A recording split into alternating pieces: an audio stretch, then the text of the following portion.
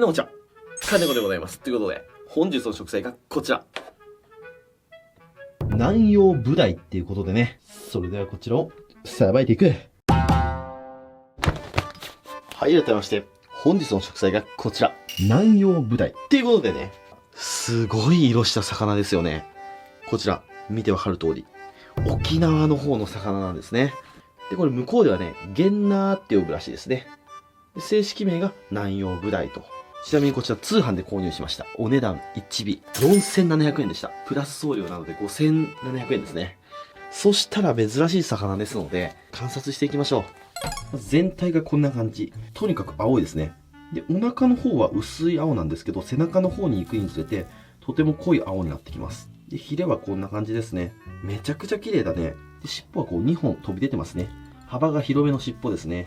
で、これが歯ですね。ガッガッガッガッガッガッ。すげえ硬いです。で、目はとってもちっちゃいです。で、ここにね、コブダイみたいな感じで、コブがあるんですよね。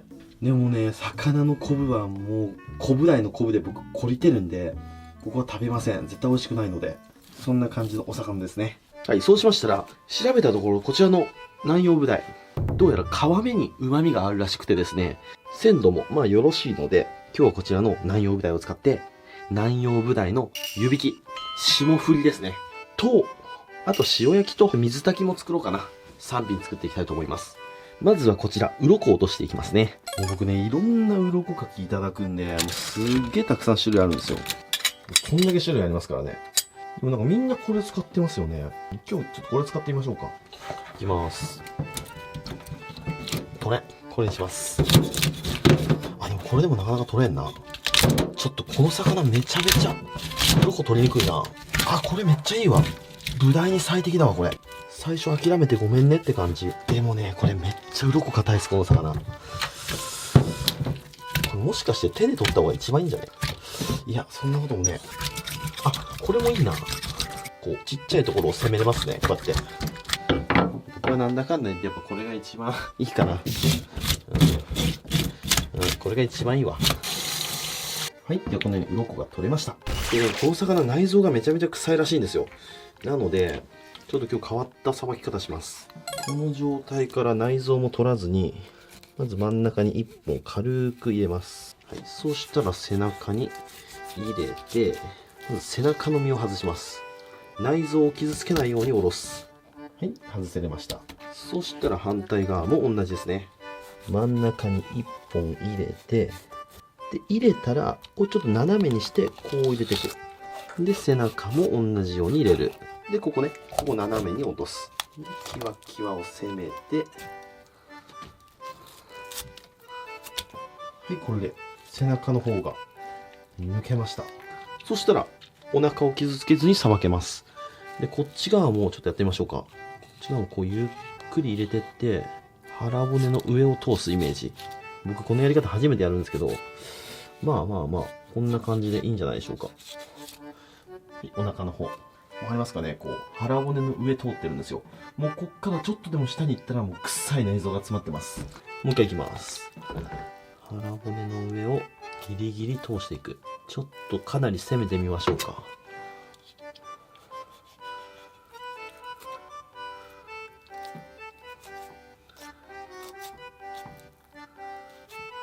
ちょっとお腹の方行っちゃったな。まあ、ここまでが限界だな。はいと。内臓を傷つけず、さばけました。ちょっとここね、穴開いちゃいましたけど、大丈夫です。で、このように背中とお腹の身取れました。はい、そうしましたら、こちら塩水処理していきます。食塩水を作ります。で、ブダイの身を入れて洗っていきます。特に皮目ね、よく洗いましょう。塩水なので、ブヨブヨになったりはしません。これ真水で洗っちゃうと身がブヨブヨになっちゃいますんで、必ず塩水で洗ってくださいね。表面はヌルヌルするんですけど、それで大丈夫です。ヌルヌルするのが正解です。はい、洗いました。そうしたら水気を落とします。なんかね、美味しそうな身なんだよな。あれみたい、マクブみたいな身してます。白クラベラ。あれも沖縄三大高級魚の一匹で、僕以前釣ったことあるんですけど、しゃぶしゃぶにして食べたかな。美味しかった覚えがあります。なのでこの南洋ブダイも期待できますね。そしたら水気がある程度取れましたら、一度これね、すぐ料理したいんですけど、本当はね、ちょっとこうね、昆布だれとかマクブとかもそうなんですけど、身が水っぽいんですよね。なので、ピチッとシートで、半日ぐらい脱水します。で、朝ごはんに南洋ぶだい食べましょう。楽しみだなぁ。美味しいって信じてるよ。それじゃあ、おやすみなさい。一晩経過していい感じに脱水できました。そしたらお腹の方は誰かにあげよう。この背中の方を使っていきます。そしたら塩焼きを作っていきます。塩焼きはブロックに切って、で、皮に切れ込みを入れます。あ、結構皮弾力あるな、これ。でもこの皮に旨味があるみたいですね。こういう風に切れ込みを入れましたら、お塩を振ります。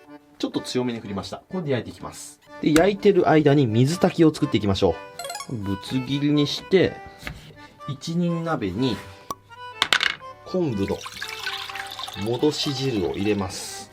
で、そこに先ほどの南洋ぶだいの切り身を入れていきます。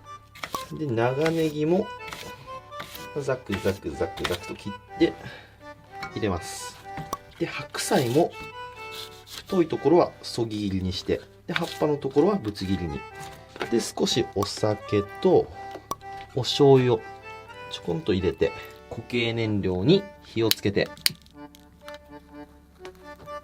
これ乗せて、蓋をします。よく考えたらこれもう水炊きでも何でもないね。普通に鍋だね。そうしたら最後ですね、霜降り作っていきます。真ん中に1本切れ目を入れます。こんな感じね。そうするとお湯をかけた時にぐるってなるのを緩和します。リードをかぶせて、で、まな板に傾斜を作って、熱湯をかけます。そうすると皮がギュンとなります。OK。そしたらリードを外して、氷水にポチャン。粗熱を取っていきます。粗熱が取れたら出して、水気をしっかり切ります。そしたらこちら切っていきます。だいたい1センチぐらいに切っていきます。はい、切れました。そしたらこちらを盛り付けていく。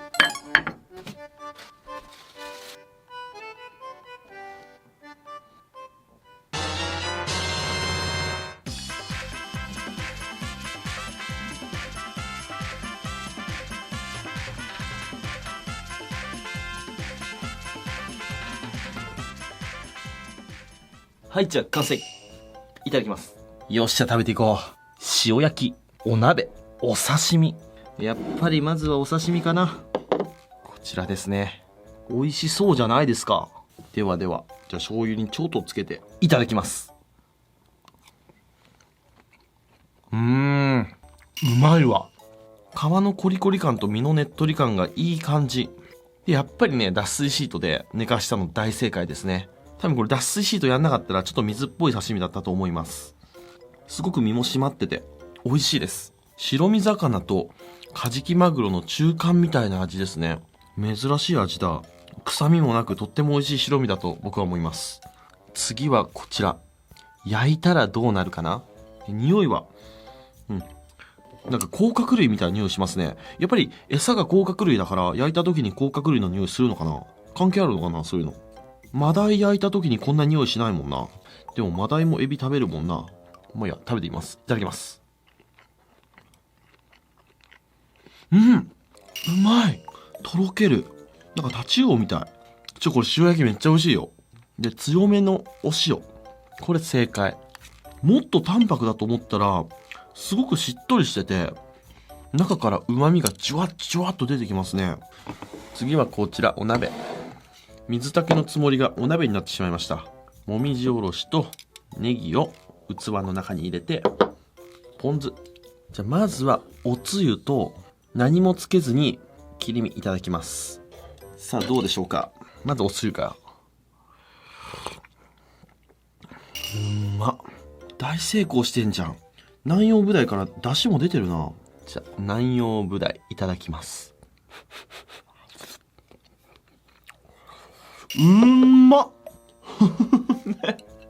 また違う顔を見せやがったこいつ。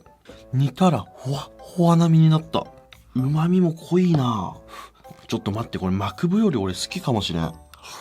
で、汁がめっちゃうまい。僕今までこういうスープいっぱい作ってきたけど、一番美味しいかもしれん。多分、ブダイがどうのこうのより、今日の昆布の出汁が濃かったんだろうな。すっげえうまい。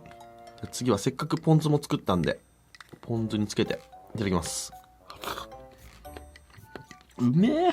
もうただのごちそうです。正直ね、あの色の魚だから期待はしてなかったんですけど、めちゃくちゃうまいです、この魚。下手な時期外れのね、こっちのマダイとかスズキとか食べるんだったら、これ食った方がうまいわ。沖縄の魚の概念がぶっ壊れた。はい、ということで今日はこちらの南洋ブダイのフルコースときましたら、お飲み物こちらでやっていきたいと思います。せーの、でん金色のやつ。例えて言うなら、好きなゲーム実況者さんが好きなゲームを実況してたけど、その実況者さんが他のゲームを実況しだした時ぐらい複雑な気持ち。うまい。あれ結構なんかショックですよね。なんか振られたみたいな気持ちになるっすよね。わかる方コメントでわかるってお願いします。はい、こちら。9対1ですね。いただきます。